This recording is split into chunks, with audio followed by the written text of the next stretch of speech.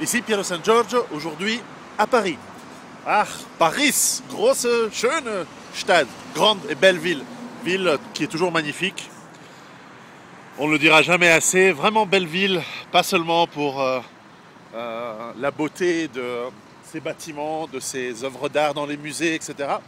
Aussi, dans une certaine manière, pour les gens. Alors, évidemment, je suis biaisé parce que la gente féminine à Paris est absolument magnifique. En même temps, il y a 12 millions d'habitants, donc c'est un peu normal que sur 6 millions de femmes, il y en ait beaucoup qui soient très jolies, comme souvent dans les grandes villes. Mais enfin, belle ville, ville où j'ai habité, pas longtemps, mais j'y habitais un petit peu, et où j'étais hier soir pour une petite conférence, et je reviens très très souvent ici à Paris, évidemment. Et bon, je voulais vous faire un petit topo, parce que si justement vous aimez vos femmes, vos enfants, donc vos sœurs, vos mères, etc., il faut se préparer, parce que Paris, c'est une ville, en France en tout cas, c'est probablement la ville la plus dangereuse. J'aime bien prendre comme image un zoo.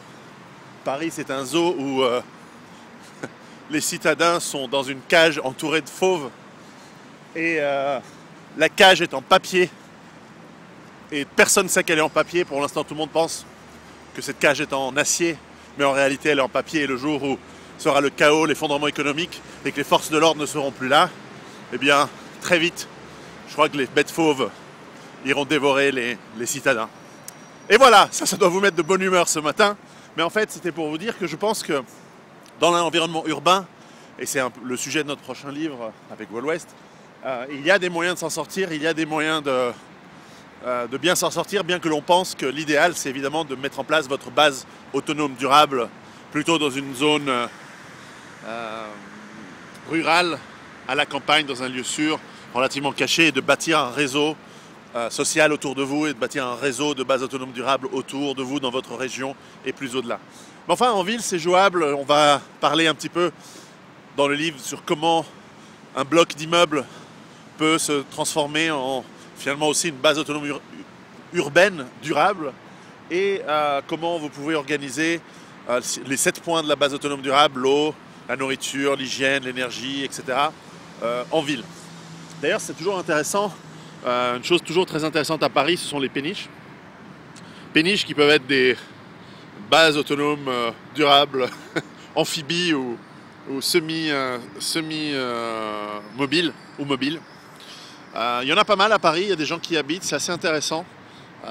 Souvent, elles n'ont pas de moteur, d'ailleurs, ça va être un problème pour eux, pour fuir ou pour se déplacer. Mais enfin, une chose intéressante à Paris, c'est clairement qu'il y a de l'eau. D'abord, parce qu'il pleut souvent, mais ensuite parce que vous avez la Seine.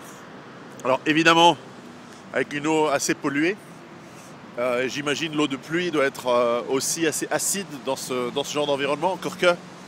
Mais en tout cas, voilà, il y a moyen de faire de filtrer et puis de purifier l'eau si vous y préparez.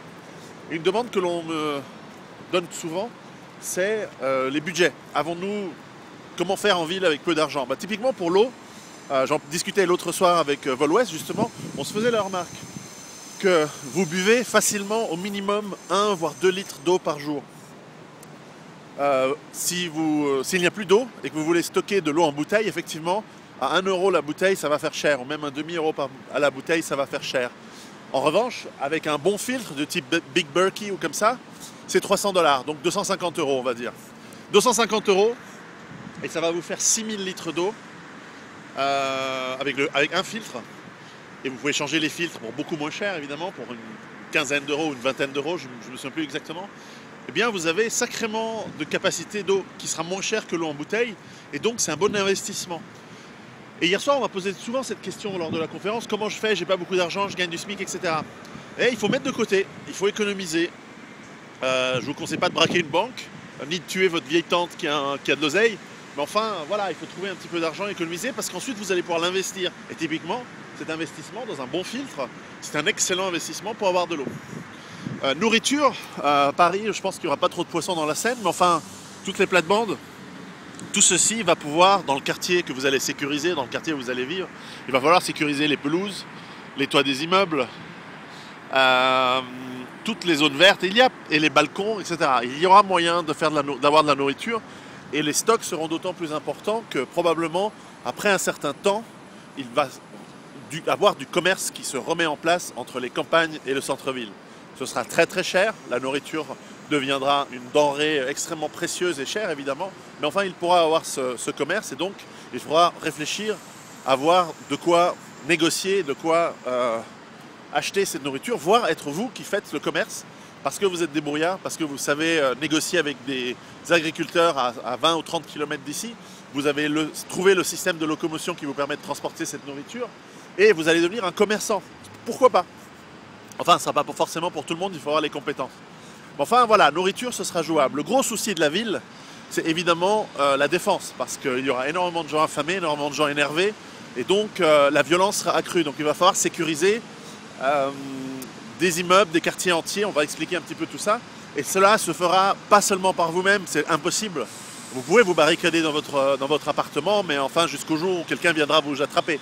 En revanche, avec le lien social, le travail au sein de votre immeuble, le travail au sein de votre quartier, vous allez pouvoir bâtir justement ces relations importantes de dépendance mutuelle et qui vont vous permettre de défendre votre immeuble ou votre quartier avec des tours de garde, une défense physique, peut-être des barricades, etc., etc.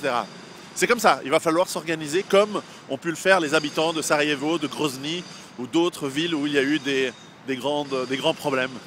Voilà, donc petit topo, mais vraiment léger et succinct sur Paris, avant qu'il y ait du bruit et il n'y a pas de vent, c'est déjà pas mal. Et voilà, donc je vous laisse depuis Paris, et à très bientôt.